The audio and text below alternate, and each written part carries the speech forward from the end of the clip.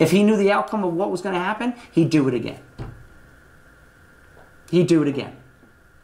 Because that's who he is.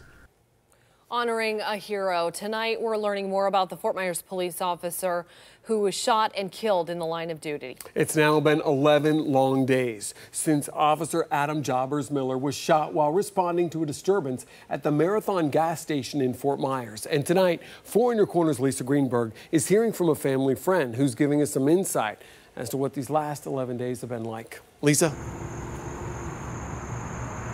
Patrick, Amy, this family friend describes these last 11 days as an emotional roller coaster. He says at one point things seemed like they were looking up for this officer, but ultimately, as we know, he ended up losing his life. But this friend says he died a hero. And the pain is unimaginable.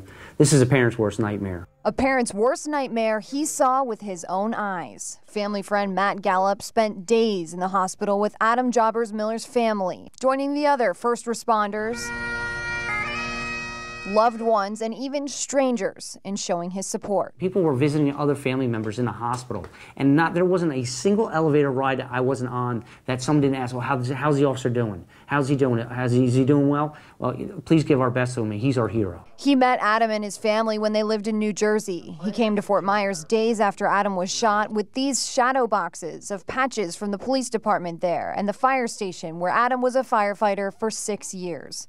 His dad was also a chief at that station, but when he retired, the family moved to Fort Myers for Adam's job with the police department. This was a dream for Adam. This was his, law enforcement was his passion. This is his life goal.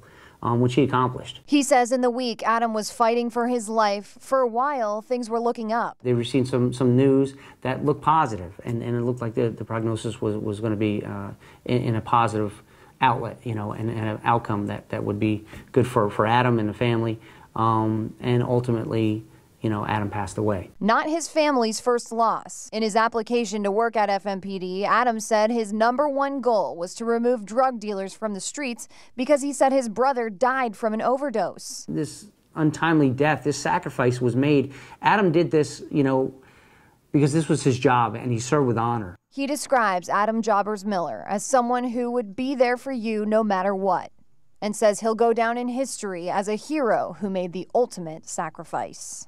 Adam's not coming back. Adam was robbed of his future, but he understood that, and that was his commitment to this society, to this community, and he knew it, and he'd do it again. If Adam was here and he knew what was going to happen to him, he'd do it again, because that's who he is. That's what he stands for.